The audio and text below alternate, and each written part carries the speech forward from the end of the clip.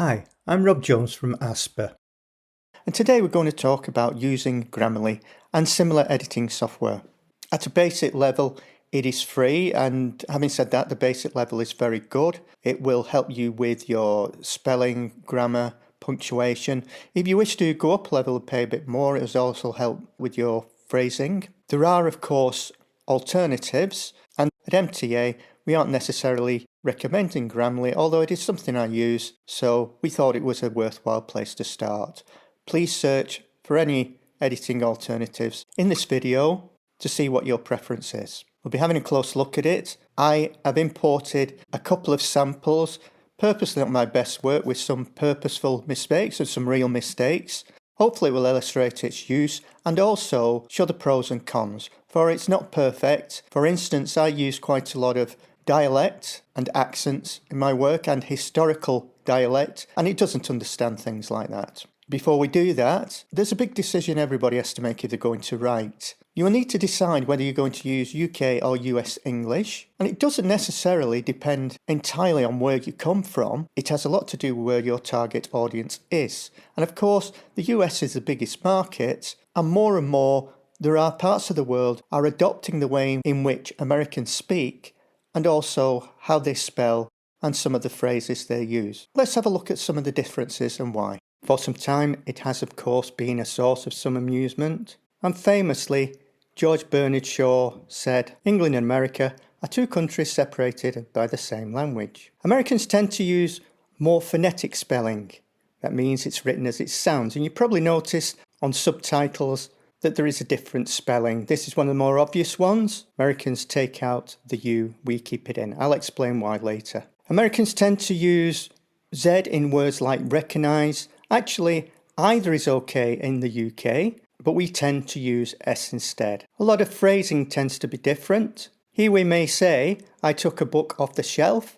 In America, they would say I took a book off of the shelf. And in the UK, we may say, I have got or been given a certificate. They use the word gotten a lot. I have gotten a certificate, which is used sometimes over here as well. Why is this happening?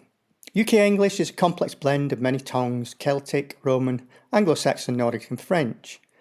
British in particular become quite precious about maintaining those origins, so our pronunciations of, say, entrepreneur are still close to the French.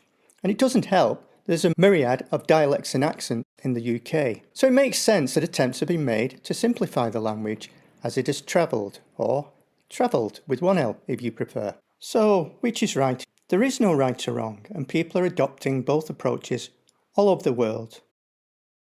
So let's have a look at Grammarly. This is the desktop version, and I've pasted in an excerpt. If you look to the right hand side, as it's doing its work, you can see it checks correctness, clarity, engagement and delivery.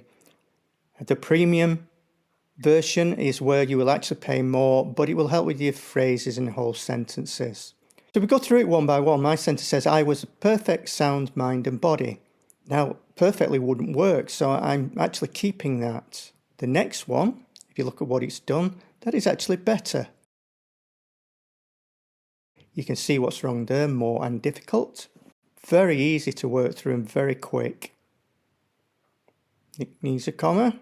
It does not like words like really and absolutely. Those words that fill out sentences and aren't necessary. Actually is another one. So if you use those as a habit, then you'll find it will want to take them all out.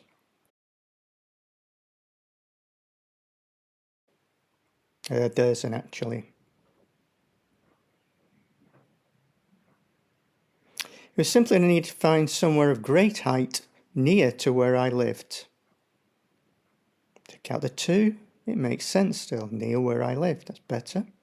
Sum total is very close to tautology, and it is very good at tautology. If you don't know what that means, it's when you put two words together that mean the same. Quite often if you're watching the news, people will say things like various different, and often you only need one of those words. Sometimes even when words mean something similar, you don't need them both. What you can do is install Grammarly so it is in use on anything that you word process.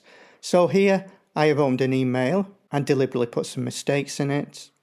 And obviously it is picking up on world and I will correct it. We'll always try to sell you the premium version. And of course it's there for you if you want it. When to went. But surprised, it hasn't spotted the missing full stop and the question mark.